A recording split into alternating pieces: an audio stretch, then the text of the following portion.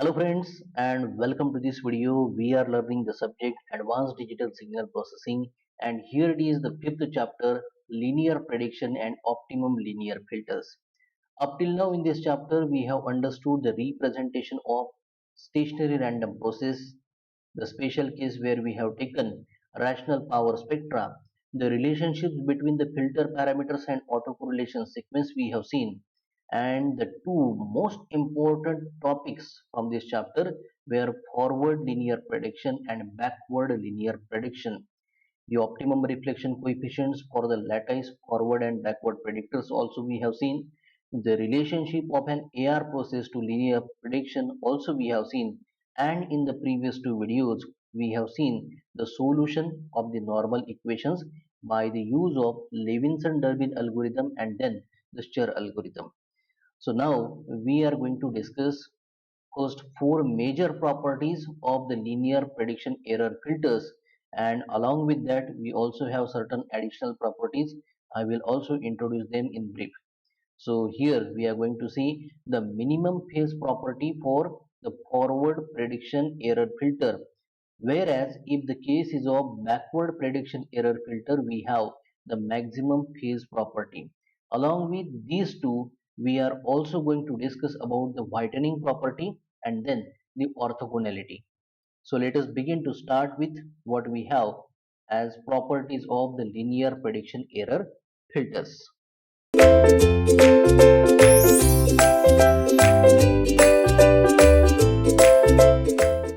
So here we can start with our topic, properties of the linear prediction error filters. And as we know that the linear prediction filters are having several of the important properties. So one by one I shall be dealing with. So first of all, the demonstration will be for the minimum phase property of the forward prediction error filter. So now, as we have already covered in our previous topics, that the reflection coefficients are basically the correlation coefficients, and the magnitude of the reflection coefficients is always less than or equal to 1 for all the values of the I.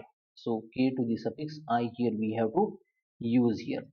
So this particular condition and the another relation which we can express as capital E having the power denoted by small f, and to the suffix we have small m, that is equal to the parenthesis holding 1 minus mod square of the reflection coefficient in general k suffix m, and the multiplication to this particular bracket where we have capital E, the suffix is m minus 1 and the power is denoted by small cap. So the above condition where the magnitude of the reflection coefficient is always less than or equal to 1, and this new equation, they can be used to show that the zeros of the prediction error filter are either all inside the unit circle or they are all onto the unit circle.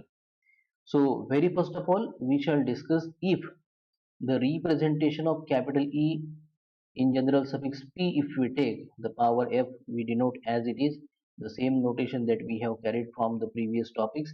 If it is positive, that means it is greater than 0. So that time whatever the zeros will be there, they will be less than 1 for every ith case here. So here we have the proof by the induction process here, and for p is equal to 1, the system function for the prediction error filter we express here capital A suffix 1 of z, that is equal to 1 added to the reflection coefficient, the first one capital K suffix 1 into z to the power minus 1. So therefore z1 will be equal to minus of the first reflection coefficient capital K1, and capital E to the power we have f, and its first it will be 1 minus mod k1 square. So this difference multiplied by e suffix 0 to the power f, that will be greater than 0 here, what we can take from the second equation on this particular slide here. Now suppose that this particular hypothesis is true for p minus 1. So that time the z suffix I is the root of capital A suffix P of Z. So from the previous understandings, here we have the expression capital A suffix P of Z suffix I, that is equal to A suffix P minus 1 of Z suffix I, added by the pth reflection coefficient K suffix P into Zi to the power minus 1 multiplied to capital B suffix P minus 1 of Z suffix I. So here we can express the RHS of this particular expression as we have A suffix P minus 1 of Z suffix I, the first term as it is. The second term here we write the reflection coefficient Ph1 capital K suffix P into Z to the power, it should be minus P. It should be minus P, and this is in multiplication to the conjugate of capital A suffix P minus 1. So this should be P here. And further, we don't have this particular parenthesis here.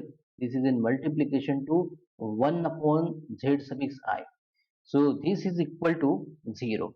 So therefore, the reciprocal of the pth reflection coefficient, that we express as 1 upon capital K suffix P is equal to Zi to the power minus P into the conjugate of capital A suffix P minus 1 in multiplication to 1 upon Zi, and in the denominator we have capital A suffix P minus 1 of Z suffix I.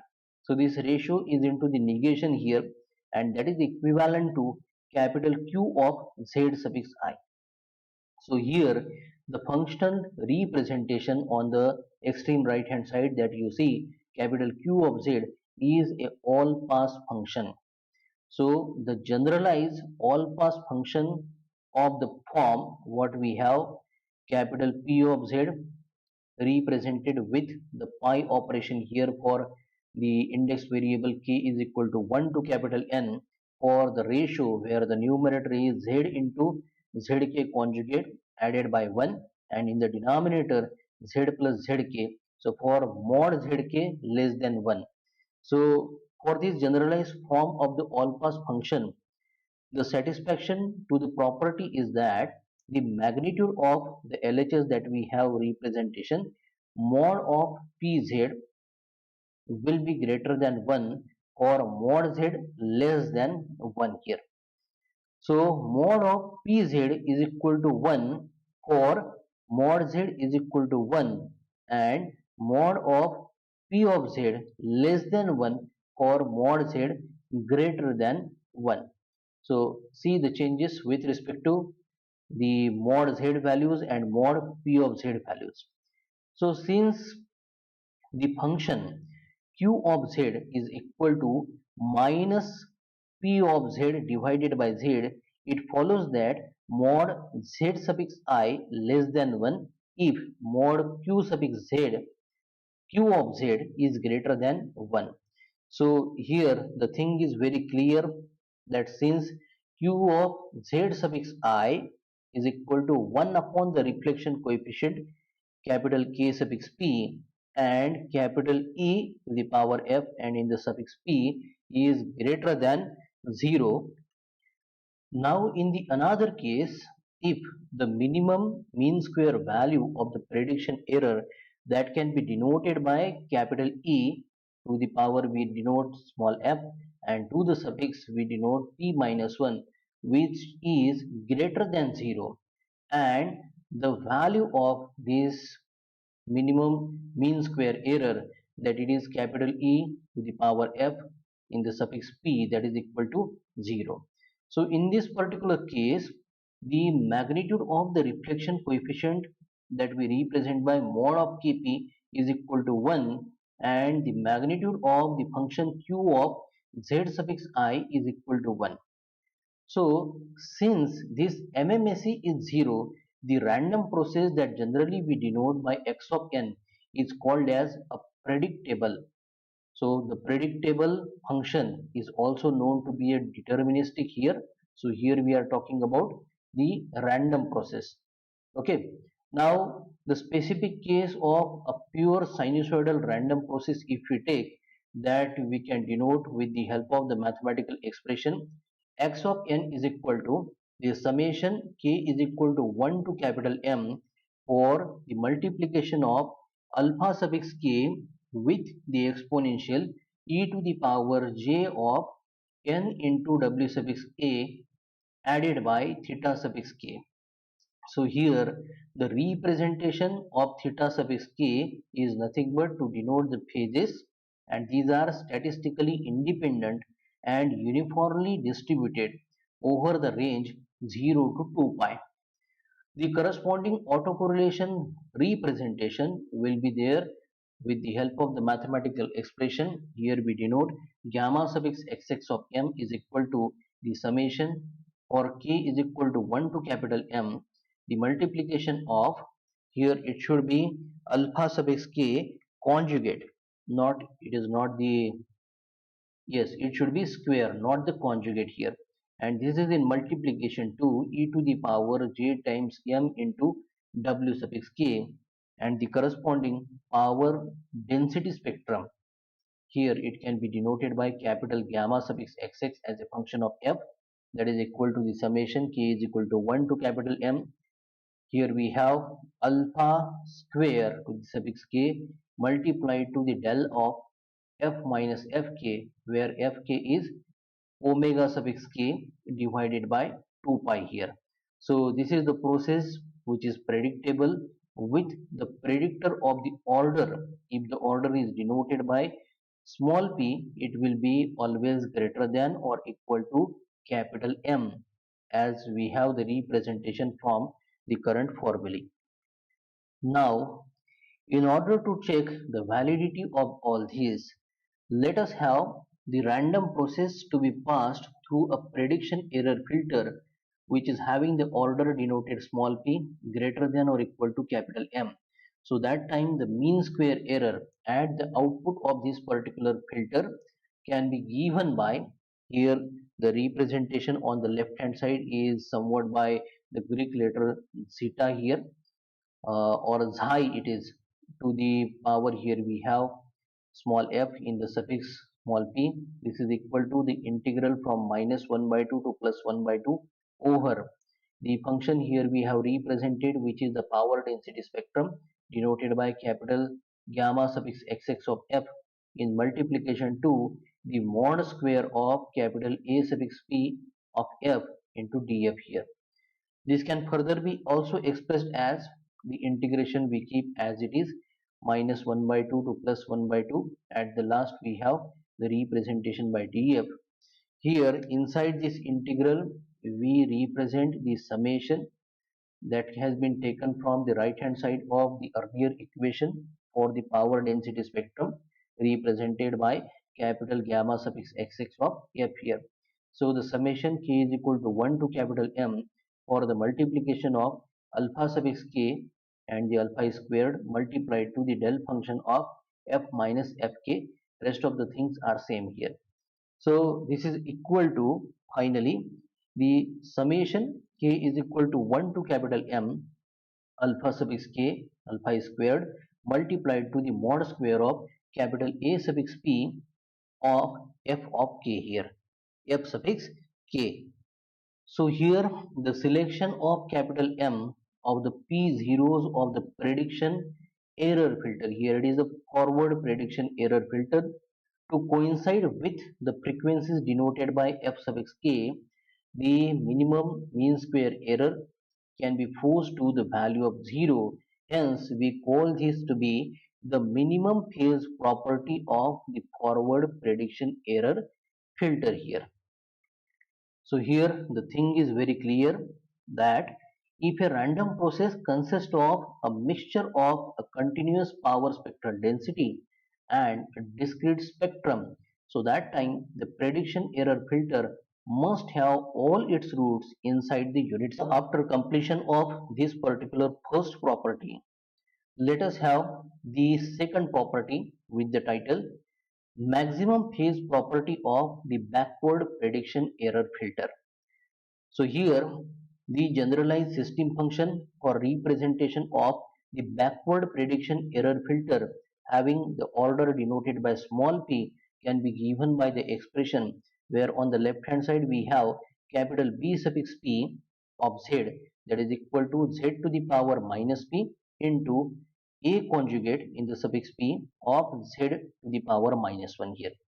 So considering the roots of the function that we have denoted on the left hand side, capital B suffix P of Z, are actually the inverse or the reciprocals of the roots that we have seen for the case of forward prediction error filter, where the system function was denoted by capital A suffix P of Z. So thereupon, if a suffix p of z is minimum phase, so as we say, the roots are reciprocals of the earlier equation. So for the current equation where we have shown capital B suffix p of z, it will be of the maximum phase. So this particular property can also be proved with the same sequence that we have dealt for the earlier case, making the corresponding modifications here. So here, if the generalized representation of the random process denoted by x of n, if it is predictable, so that time all the roots of the representation of the expression capital V suffix p of z will lie onto the unit circle. Now after this second property, that it was maximum phase property of the backward prediction error filter, let us have the third property with respect to the linear prediction error filters, which is known by whitening property name here.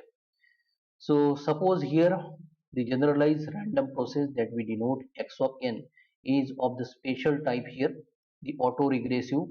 So autoregressive random process can be simply denoted capital AR of P, that is the stationary random process. And let us consider that it is generated by passing the white noise with the variance through all pole filter with the system function given by capital H of Z, that is equal to 1 upon 1 plus summation k is equal to 1 to p, that summation is operated on a suffix k multiplied to z to the power minus k. So that time the prediction error filter having the order denoted by small p will have the system function denoted by the expression of capital A suffix p of z, that is equal to 1 plus the summation k is equal to 1 to p for the multiplication of A suffix p of k into z to the power minus k. So in this expression, the predictor coefficients are denoted by a suffix p of k. Simply, we can relate it to small a suffix k. Here, the response of the prediction error filter will be a white noise sequence that generally we denote W of n here. And for this particular case, the prediction error filter, if we consider, it will whiten the input random process generally x of n, and therefore this particular filter will be called as a whitening filter, hence the name of the property whitening property. Now let us discuss about the next most important property with respect to the backward prediction error. So this is nothing but the orthogonality of the backward prediction errors here. See, the backward prediction errors generally we have denoted in, I think, the fifth topic by small g suffix m of k.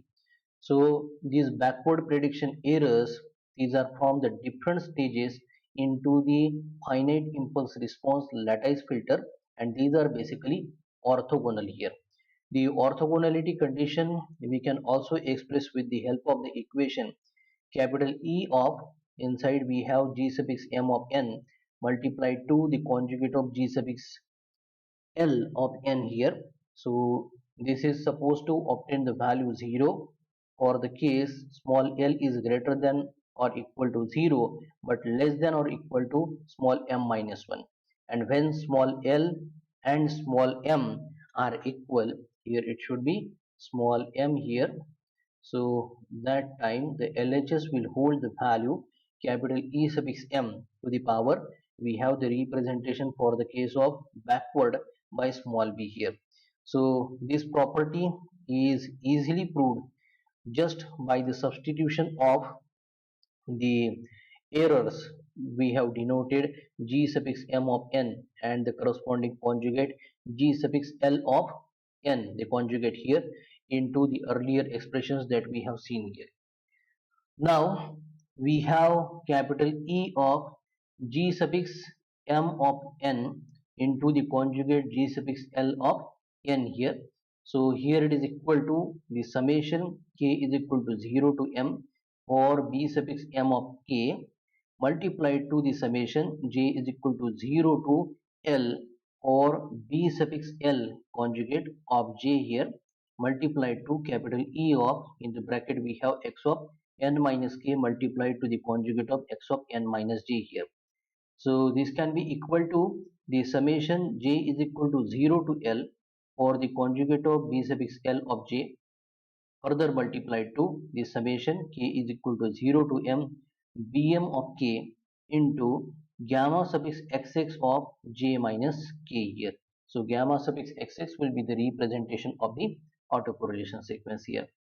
So in this case, the normal equations for the backward linear prediction require the condition that can be denoted by the summation k is equal to 0 to small m bm of k into gamma suffix xx of j minus k to hold the value 0 for j is equal to 1 to 3 and so on up to small m minus 1, and when small j is equal to small m, so that time it will hold the value denoted by capital E suffix m to the power b. So therefore the representation of the earlier equation at the start of this particular property, that it was capital E of, in the bracket we had the multiplication of the backward prediction error g suffix m of n into the conjugate of g suffix l of n. So it will hold the value capital E suffix m to the power b for the backward case, that is equal to capital E suffix m to the power f for the forward case for the condition m is equal to L. This is the typo mistake. Here it should be m is equal to, this should be L here, and this should be the equal to sign here, and it will hold the value 0 or the L which will be greater than or equal to 0 but less than or equal to m minus 1. So now after completion of these four major properties with respect to the linear prediction error filters, we have few of the additional properties.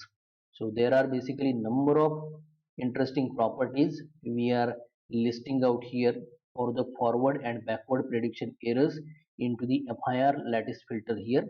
So these have been given for the real value data, and here we have one by one the formulation we have provided. Capital E of f suffix m of n into x of n minus I, that will be equal to 0 for I will be greater than or equal to 1 but less than or equal to small m. So in the similar fashion we will have capital E of g suffix m of n into x of n minus I hold the value 0 for I greater than or equal to 0 but less than or equal to m minus 1. We will have capital E of f suffix m of n into x of n, that will be equal to capital E of g suffix m of n into x of n minus m will be equal to capital E suffix m. So in this way we have the next properties which are very simple but important for this particular chapter, linear prediction and optimum linear filters. So here one by one I am showing you all these particular properties, and this will be the last representation here. So here I will conclude this particular topic titled properties of linear prediction error filters. We shall continue to the same chapter with the next lecture, whereupon I will be addressing the AR lattice structure, and after the AR lattice structure we have the another popular topic related to that one, that will be ARMA, the auto-regressive moving average process and the lattice ladder filters here. So stay tuned with this particular channel to have more and more details of the subject. advanced digital signal processing. Thank you.